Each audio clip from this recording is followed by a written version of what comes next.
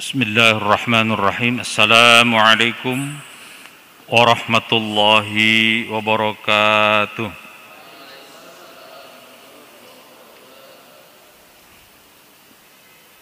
Alhamdulillah alladzi ja'alana wa iyyakum minal 'aidinal faizinal maqbulin. Wassalatu wassalamu ala asyrafil anbiya'i wal mursalin Sayyidina wa maulana Muhammadin wa ala alihi wa ashabihi wa ummatihi ila yaumiddin. Qalu subhanaka la ilma lana illa ma 'allamtana innaka antal alimul hakim. Wa qala rabbi shrah li sadri wa yassir li amri wa hlul 'uqdatam min lisani yafqahu qawli. Wa ba'du, hadratul muhtaramin, para jamaah, syukur alhamdulillah kita dapat kembali bertemu muka, bersilaturahim, berinteraksi, bertatap wajah untuk melanjutkan kajian-kajian tafsir hadis kita sebagaimana biasa. Setelah hampir 2 bulan karena ada Ramadan, kita tawakuf, fokus pada ibadah Ramadan dan juga berbagai kegiatan Ramadan. Kita kembali, mestinya pada Rabu yang lalu saya diberitahu, tapi karena bertepatan dengan sholat gerhana bulan yang saya sudah menyanggupi di satu tempat, jadi saya mohon maaf waktu itu tidak bisa hadir di sini. Alhamdulillah kali ini bisa, walaupun tadi agak terseok-seok karena rupanya saya baru pertama kali di masa pandemi ini keluar. Pesawatnya mestinya jam 10.40 dari Solo itu ditiadakan, diundur ke jam 4 sore. Waduh, saya nyari lagi yang lebih cepat, ada yang jam 2 pun ya tidak terlalu tepat juga tadi itu. Ya, itulah lika-liku di saat pandemi ini. Memang mungkin kedisiplinan bisa dirubah karena ada hal-hal yang terkait juga dengan faktor ekonomi. Misalnya tadi juga saya ngobrol dengan salah satu penumpang yang dari Sumatera, mestinya dia hari kemarin, hari Selasa, tapi karena satu pesawat itu isinya cuma 1 orang, jadi dia tidak berangkat, berangkatnya baru tadi, ada 10 orang. Gitu. Tapi ada juga yang penuh, ya itu macam-macam, tergantung jalur gemuk tidak gemuknya rupanya. Nah, jalur gemuk tidak lagi juga terkait dengan aktivitas biasa di tempat itu, tetapi terkait dengan misalnya pembatasan kegiatan masyarakat sehingga tidak ada kegiatan di tempat itu, dan karena itu pergerakan manusia terbatas dan seterusnya. Salawat dan salam semoga tercurah ke haribaan junjungan alam Nabi kita Nabi Muhammad SAW, keluarganya, sahabatnya, dan semua pengikutnya termasuk kita, bahkan umatnya hingga akhir zaman. Ma'asyiral jamaah rahimakumullah, saya juga mohon maaf, ini biasanya bawa buku yang agak tebal yang biasa kita jadikan acuan secara berangkai, tidak tergantung tema tetapi runut dari awal terus begitu. Nah, cuma kali ini karena hari ini itu kalau hitungan hijriah ini hari ke tadi 28 Syawal. Malam ini, malam ke-29, besok tanggal 29. Nah, apakah lusa itu masuk bulan berikutnya atau tanggal 30 Syawal gitu ya. Nah, tetapi yang jelas sekarang ini masih di bulan Syawal, besok pun masih di bulan Syawal. Nah, karena itu saya secara pribadi yang juga paling tidak tiap 2 minggu sekali berinteraksi di sini, menyampaikan permohonan maaf lahir maupun batin atas segala kekhilafan, kesalahan, disengaja maupun mungkin kurang terasakan, tetapi sesungguhnya misalnya tersinggung, menyinggung dan sebagainya, kepada bapak-bapak sekalian yang saya hormati.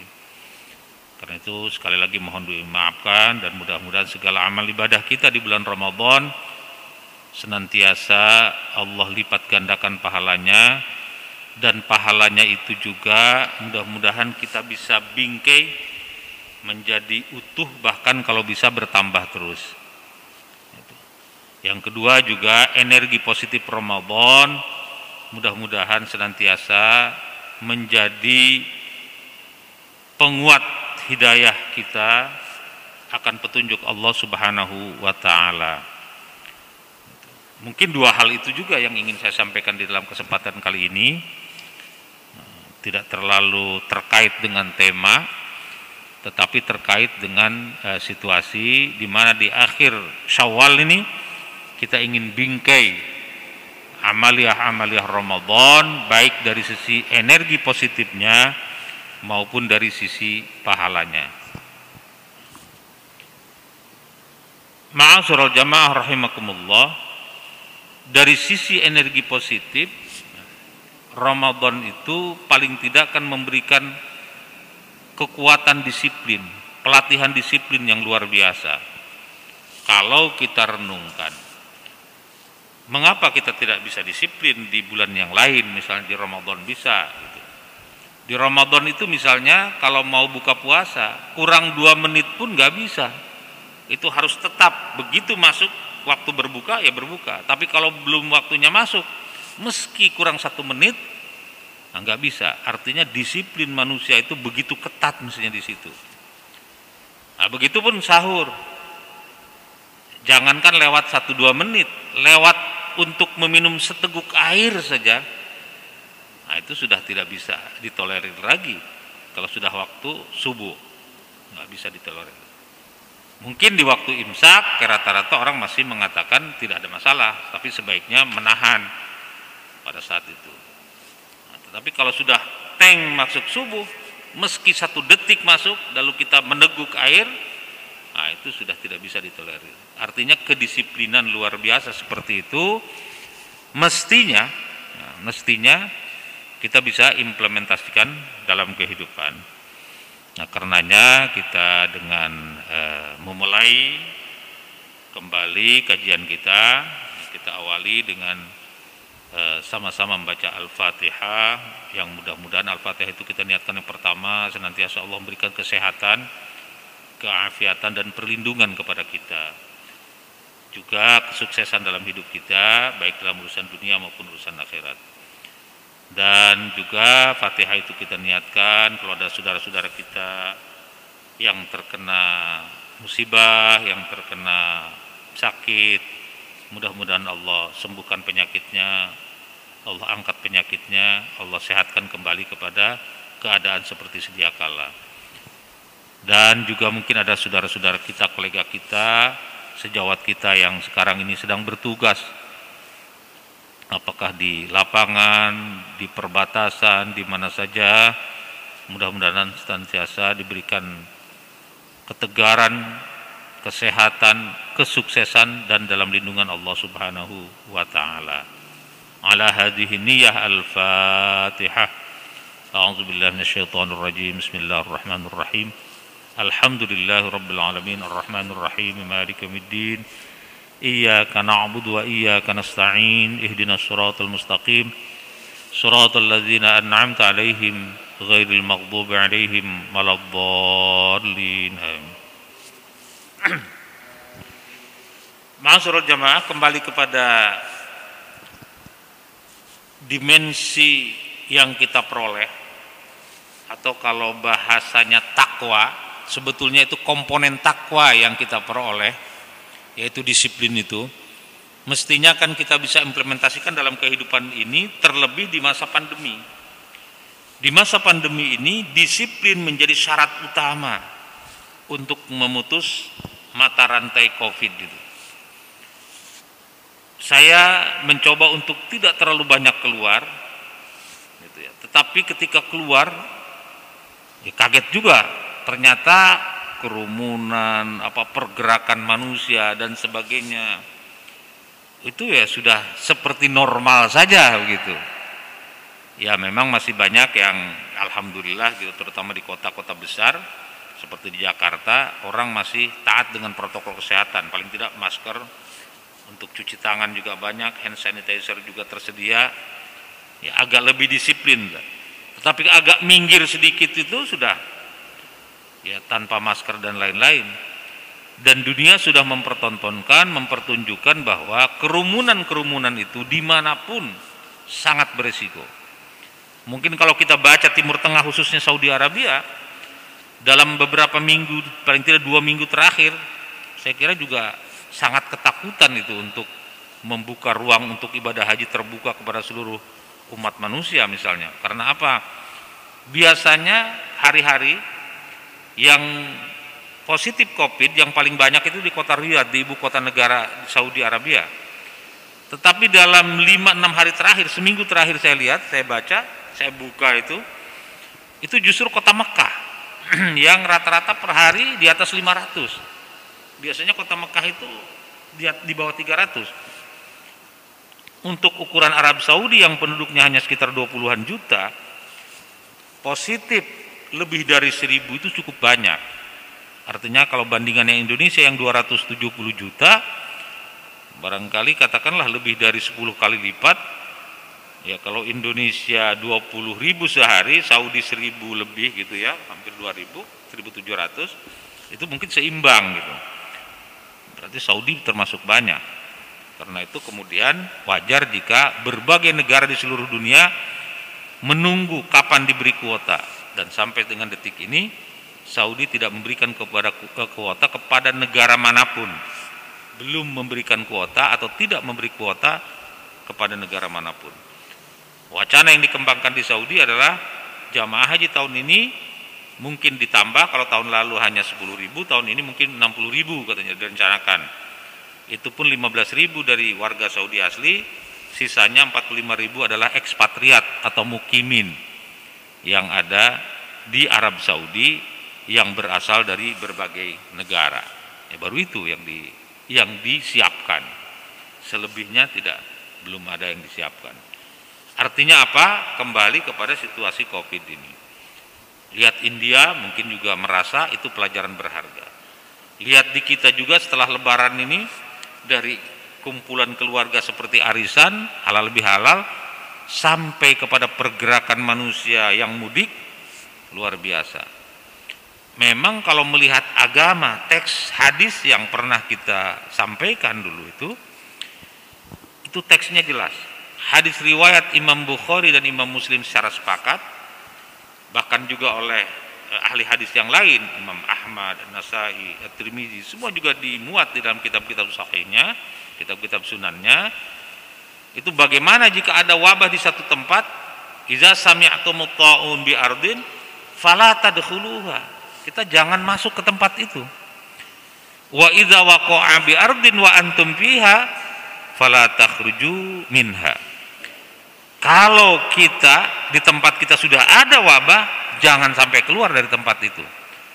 Teks agama begitu tegas, begitu ketat, bahwa intinya tidak boleh ada pergerakan. Apakah istilahnya mudik, apakah istilahnya arisan, silaturahmi dan sebagainya, pada dasarnya tidak boleh. Pada dasarnya tidak boleh.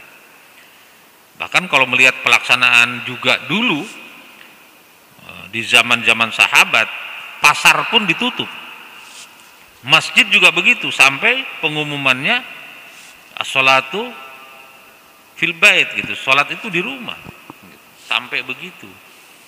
Artinya memang menjaga jiwa itu lebih utama, bukan karena ibadah itu nilainya rendah, nilainya tinggi, tetapi menjaga jiwa lebih utama. Karena apa? Apa artinya ibadah kalau jiwanya rusak? Gitu. Nggak bisa ibadah juga. Karena itu kan yang 5 itu ad-daruriyatul khams, menjaga, yang satu menjaga agama nomor 1 jelas. Kedua itu menjaga jiwa. Kemudian menjaga keturunan, menjaga akal, dan menjaga harta benda. 5 itu di dalam Islam disebut dengan ad-daruriyatul khams. 5 hal yang asasi yang kalau orang melakukan pembelaan terhadap yang 5 termasuk soal harta benda itu dikategorikan sebagai perjuangan yang disebut dengan jihad. Jihad menjaga agama, jihad menjaga jiwa, jihad menjaga harta, jihad menjaga keturunan, jihad menjaga akal. Itu kategorinya seperti gitu.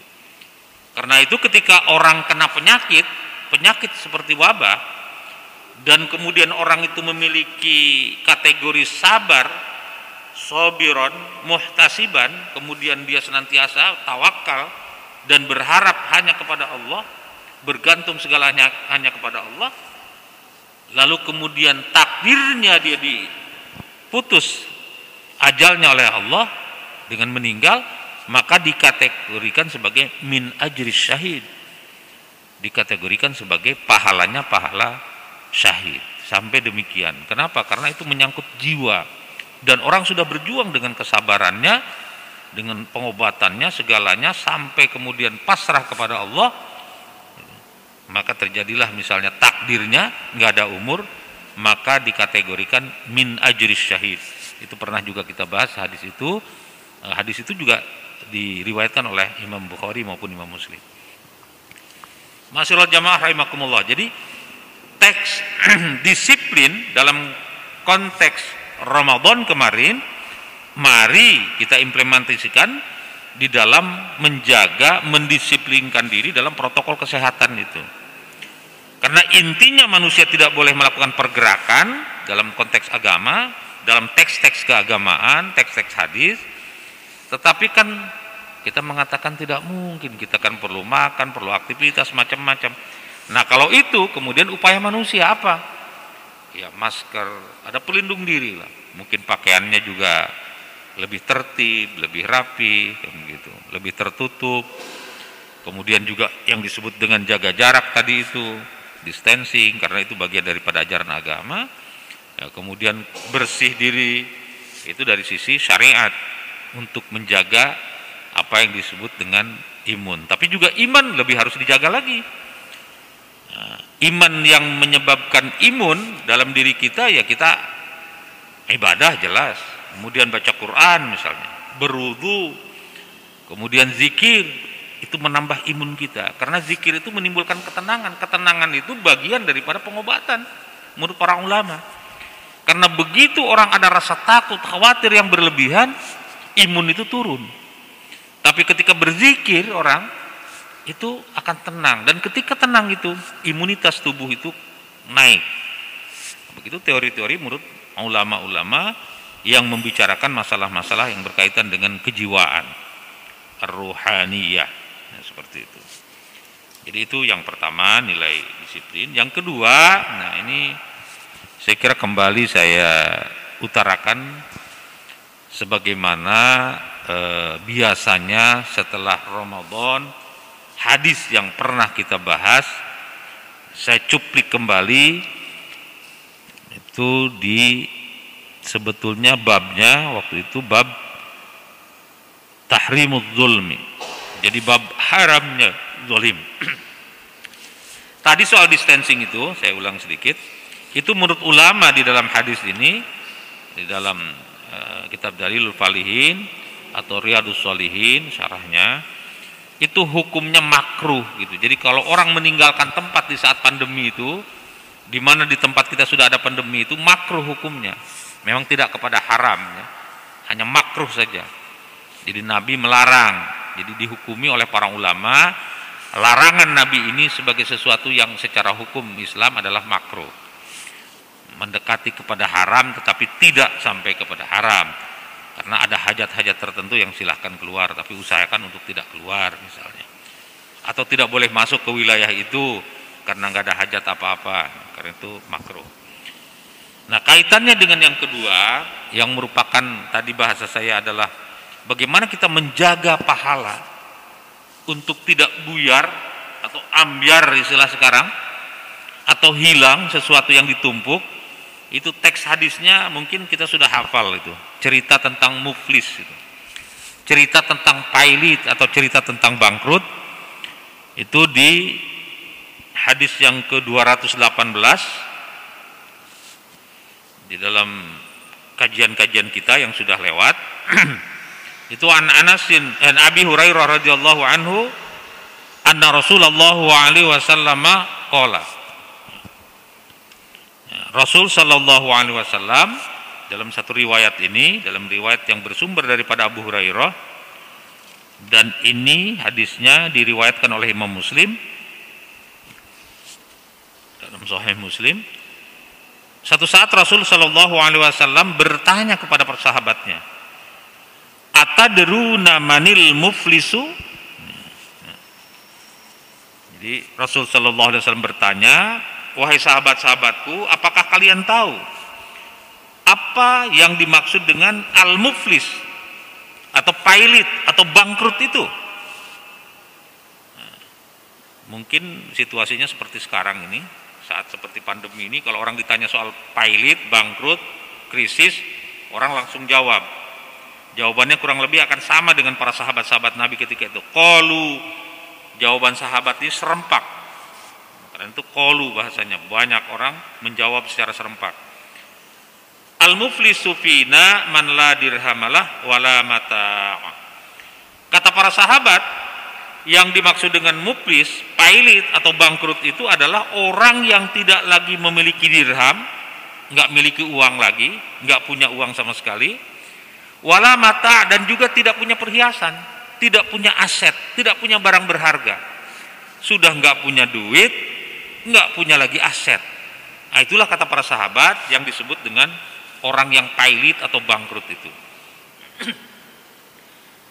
Rasul Shallallahu Alaihi Wasallam dalam hadis ini tidak memberikan pembenaran terhadap jawaban sahabat itu, dan juga sebaliknya Rasulullah Shallallahu Alaihi Wasallam tidak menyalahkan daripada sahabat itu tentang jawabannya, bahwa yang dimaksud dengan orang pailit, orang bangkrut itu, atau orang kena krisis itu adalah orang yang tidak lagi memiliki uang dan juga tidak punya aset atau barang berharga lagi yang bisa diuangkan. Tetapi Rasul Shallallahu Alaihi Wasallam melanjutkan sabdanya. Apa sabda Rasul Shallallahu Alaihi Wasallam? Faqala, innal muflisa min ummati mayati yaumal qiyamati bi sholatin wa siyamin wa zakatin. Nah, kata Nabi bahwa orang muflis atau bangkrut atau pailit atau krisis itu min ummati, dari umatku, adalah mayati yaumal qiyamati bi sholatin wa siyamin wa zakatin, yang nanti datang pada hari kiamat membawa setumpuk amalan dari sholatnya, pahala dari zakatnya, pahala dari puasanya, di sholat wa siyamin wa zakatin, dari pahala sholat, pahala puasa, pahala zakatnya. Tetapi kata Nabi, wa ya'ti qad syatama hadza wa qadhafa hadza wa akala mala hadza wa safaka dama hadza wa daraba hadza. Sayangnya orang ini selain membawa tumpukan pahala yang banyak dari ibadah sholat, puasa maupun zakatnya, tapi pada saat yang bersamaan juga ternyata dia melakukan atau membawa sesuatu yang jelek, membawa dosa. Karena apa?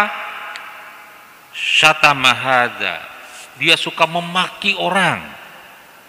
Wa qadzafa hadza, suka menuduh orang. Wa akala mala hadza, memakan harta orang lain. Wa safaka dama hadza, menumpahkan darah orang lain, membunuh. Wa daraba hadza, dan memukul orang lain, menyakiti orang lain, baik secara fisik pukulannya maupun secara non fisik. Kadang-kadang non fisik itu lebih berat dan berbekas dan sulit untuk hilang, bahkan ada yang tidak hilang dibandingkan dengan pukulan fisik. Pukulan fisik, nah, karena itu kata seorang penyair, wa qad yurja li jarhi sayfi bur'un wala bur'a lima jarahal lisan. Masih kan ada harapan sembuh bila pedang melukai tubuh, tetapi kemana obat akan kucari bila lidah melukai hati. Sampai begitu istilah para ahli syair. Nah, di sini orang yang membawa pahala puasa, pahala sholatnya, barangkali di bulan Ramadan luar biasa, bukan hanya sholat wajib kan, tarawihnya, qiyamul lail, tadarus dan sebagainya, tambah lagi zakatnya, infaknya, sedekahnya, banyak pahalanya. Tetapi sayangnya dia sering mengumpat, menuduh tanpa bukti, tanpa sebab. Kemudian makan harta orang lain, kemudian menumpahkan darah dan memukul orang lain atau menyakiti orang lain. Nah, kemudian kalau kebaikan begitu banyak, tapi keburukan juga dilakukan, seperti apa? Disebutkan oleh Nabi Shallallahu Alaihi Wasallam bahwa fayati hadza fayu'ta di sini ya, fayu'ta hadza min hasanatihi wa hadza min hasanatihi. Jadi kebaikannya itu yang banyak tadi itu diberikan kepada orang yang dituduh, yang disakiti, yang diumpat, yang dimakan hartanya, yang dipukul fisik maupun batinnya. Orang itu kan datang nagih. Nah, ketika nagih, ya mau tidak mau, ini ada pahala saya, udah ambil. Datang lagi begitu orangnya, besoknya lagi datang. Ya sudah, ambil lagi pahala, terus begitu. Kalau masih berdatangan, ya terus saja dikasihkan. Nah, timbul pertanyaan, bagaimana kalau kebaikan yang banyak itu sudah habis? Sementara yang nagih tadi, yang merasa disakiti, merasa dituduh, merasa diumpat, merasa hartanya diambil, dicolong, dimakan, jatahnya diambil, sampai kepada disakiti, masih ada yang datang, masih ada yang nagih. Maka disebutkan fa in faniyat hasanatuhu qabla ayyaqdiya ma alai, ada yang membaca qabla ayyuqda ma alai ukhidza min khotoyahum. Fa'in faniyat, kalau sudah habis hasanatuhu, kebaikannya, kebaikan orang yang tadi yang punya pahala dari puasa, sholat, zakat dan macam-macamnya, kemudian datang orang lagi, kemudian sampai habis itu pahala yang banyak itu, fa'in faniyat hasanatuhu qabla ayyaqdiya ma'alai, sebelum tertunaikan habis. Dalam konteks ini adalah utang-utang karena kejelekannya dia, lalu orang lain nagih kepada dia seperti utang. Ukhidza min khotoyahum, diambilkan kejelekan orang itu. Jadi orang yang pernah disakiti, pernah dimakan hartanya, pernah dipukul, pernah dituduh, datang minta bagian pahala, udah nggak ada pahalanya. Apa yang diambil? Oh ya, kalau gitu dosa saya Anda tanggung, itu diserahkan dosanya. Datang lagi karena nggak ada lagi pahala, ya serahkan dosanya. Maka apa yang terjadi? Maka tentu saja di sini dikatakan faturihat alai summa turiha finnar. Nah, itulah kemudian dia kolaps dan kemudian dia tergeletak dalam siksa api neraka. Rawahu Muslim, hadis riwayat Imam Muslim.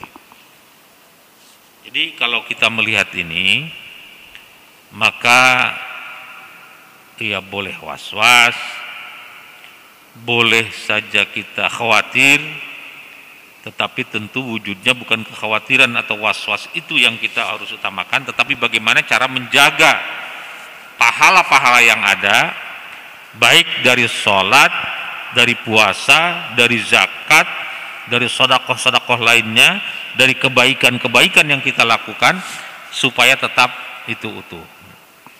Nah, para ulama kan dari sisi doa harus terus, seperti kalimat Rabbana la tuzigh qulubana ba'da idh hadaitana wa hab lana min ladunka rahmah innaka antal wahhab, karena selalu minta petunjuk kepada Allah supaya tidak menyeleweng hati setelah Allah beri petunjuk, beri hidayah.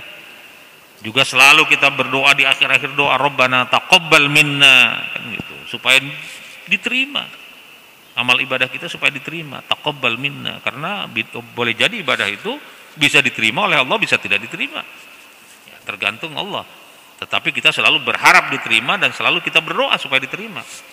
Nah, setelah diterima, setelah banyak, ya kita jaga baik dengan mohon petunjuk kepada Allah maupun dengan cara tidak melakukan yang 5 ini di sini, yang merusak semua amal perbuatan, bukan karena rusak hilang begitu saja. Kalau rusak hilang itu biasanya kebaikan bisa hilang karena berbuat kejelekan, atau kebaikan bisa hilang apalagi kalau naudzubillah pindah agama dan sebagainya, itu kan hancur. Layah batonna amaluk, membatalkan seluruh amal perbuatan, naudzubillah itu.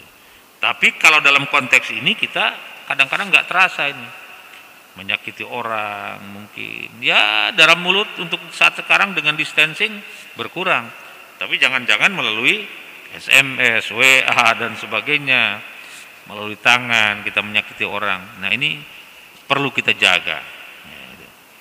Dalam konteks perbuatan seperti itu dan masih banyak yang lain. Nah dalam konteks Syawal, itulah maknanya halal bihalal. Kita meminta maaf kepada orang itu, kepada orang yang boleh jadi di sini ada yang pernah saya sakiti, tapi saya nggak merasa menyakiti. Tapi dengan kalimat yang saya sampaikan, ada bapak-bapak yang tersakiti. Nah, satu saat bisa nagih kepada saya. Seperti halnya dulu Ukasyah. Ukasyah itu begitu. Nabi tanya siapa yang pernah saya sakiti. Wah, nggak ada yang berani. Siapa yang pernah nyakiti Nabi gitu ya. Walaupun pernah juga nggak mungkin nantang saya gitu. Atau yang tersakiti oleh Nabi gitu. Kata Nabi, siapa yang pernah saya sakiti, ayo ngaku gitu. Pernah tersinggung, ayo ngaku, silahkan. Sekarang bukan sekedar saya minta maaf, kata Nabi, tapi juga balaslah saya. Semua orang diam, tapi ada satu orang yang mengatakan, ya Rasul, engkau ingat enggak? Satu saat itu pecut engkau sengaja atau tidak, mungkin enggak sengaja, tapi memecut badan saya. Oh ya sudah, di kapan waktu itu? Ya sudah, kalau saya ingat. Ya sudah, saya mau balas sekarang, kata sahabat itu. Semua orang nangis gitu. Nabi mau dibalas, tapi dia minta, ngotot mau dibalas. Ya Rasul, permintaan saya satu lagi. Kenapa? Dulu waktu saya terkena pecut engkau, saya dalam keadaan telanjang, tidak buka pakaian, tidak pakai pakaian. Jadi saya minta engkau juga buka pakaiannya. Nabi buka itu. Nah, begitu dibuka, dikira mau dipecut, disiapkan dengan pukulan itu.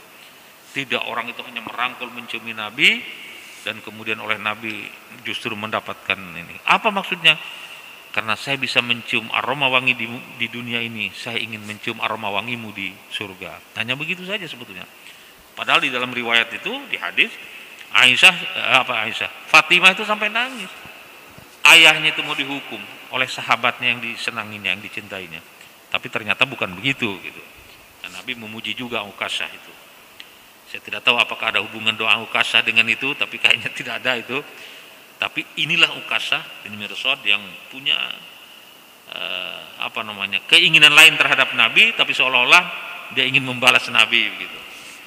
Tapi intinya juga bahwa seperti apapun bisa jadi memang orang punya hak untuk membalas.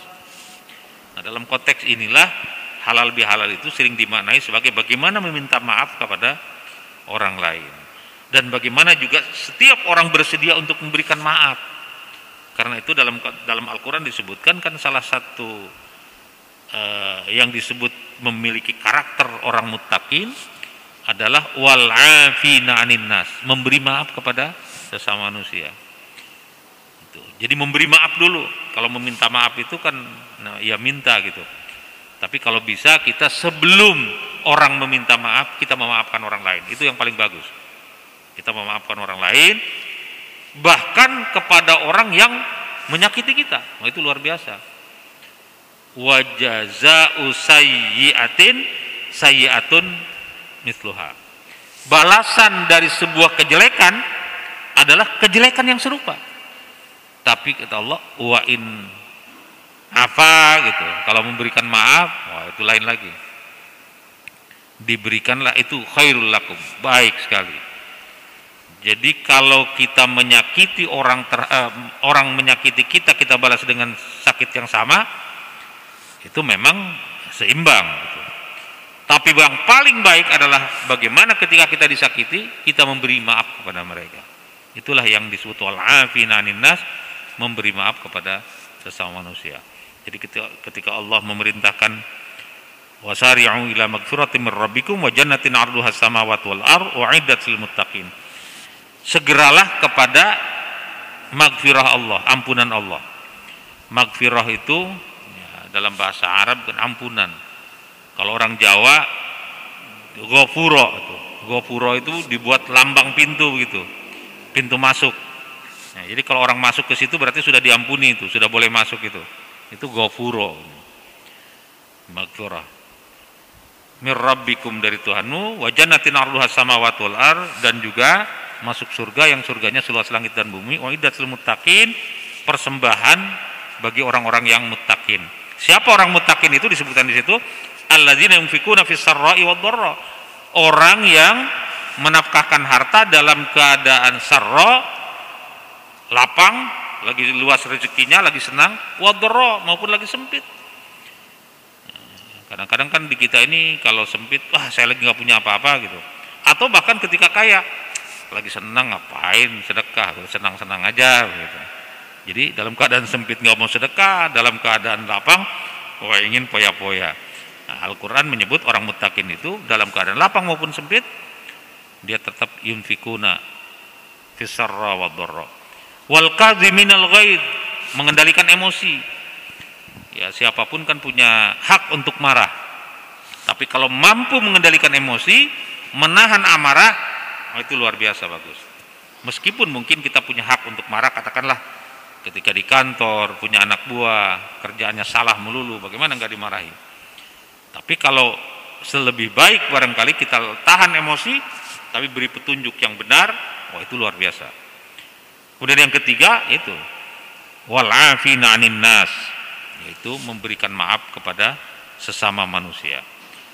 Wallahu yuhibbul muhsinin, Allah menyukai orang-orang yang berbuat baik, berbuat ihsan, muhsinin. Nah, nanti untuk kejelekan adalah fa'al fahisyatan dan seterusnya. Nah, kita kembali, karena waktunya tinggal sedikit ini. Kembali kepada yang pokok tadi, bahwa makna daripada orang kita menyebut halal bihalal, meskipun di teks keagamaannya mungkin dalilnya mana, ya dalilnya sih banyak yang senada dengan itu, tapi perintah untuk halal bihalal kan tidak ada.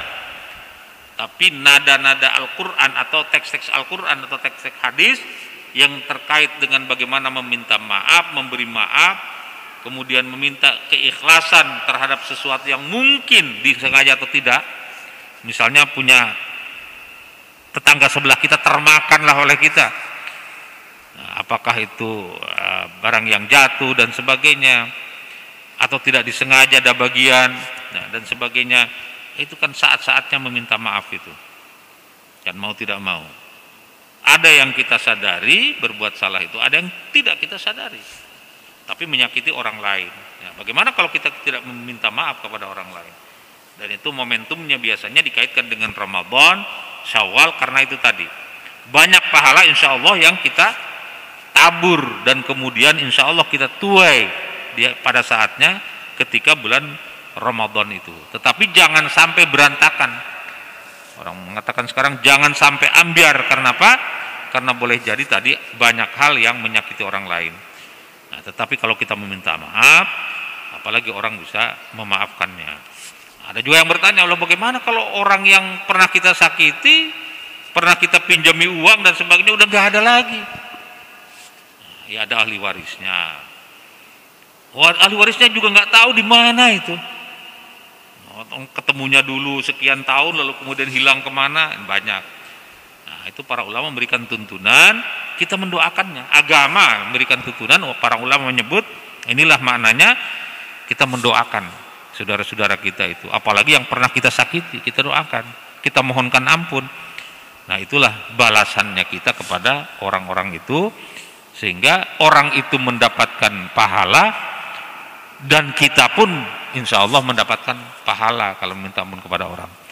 Karena itu kalau kita baca hadis-hadis juga, banyak orang yang secara teori amalnya banyak tapi habis karena ini, seperti tadi. Dan sebaliknya banyak yang secara teori amaliyahnya sederhana saja, biasa-biasa saja, tetapi tumpukan pahalanya banyak. Karena apa? Banyak berbuat kebaikan, banyak yang mendoakan. Banyak berbuat baik dan banyak orang mendoakan. Doa-doa orang itulah yang menumpuk pada diri kita, pada diri orang yang didoakan. Karena itu doa kita kan mohon ampun, bukan hanya kita tapi orang tua kita, bukan hanya kita orang tua tapi muslimin, muslimat, mukminin, mukminat. Itulah konteksnya berukhuwah, tidak dalam konteks berkerumun tapi berukhuwah dalam teks-teks doa, saling mendoakan, saling menolong dengan kebaikan dengan cara-cara yang dituntun oleh Allah Subhanahu wa taala, oleh Rasulullah sallallahu alaihi wasallam, diajarkan oleh para ulama bahwa mendoakan itu seperti ini, sebagaimana bicaranya sholawat, Allah membaca sholawat Nabi kepada Nabi, lalu kita membaca sholawat kepada Nabi. Nah, kebaikannya kembali kepada kita. Kita memuji Nabi, tapi kebaikannya untuk kita. Luar biasa. Memang dalam konteks kehidupan ada juga kita memuji orang, atasan kita, oh bapak hebat dan seterusnya, luar biasa. Tahu-tahu, wah ini dikasih gitu ya.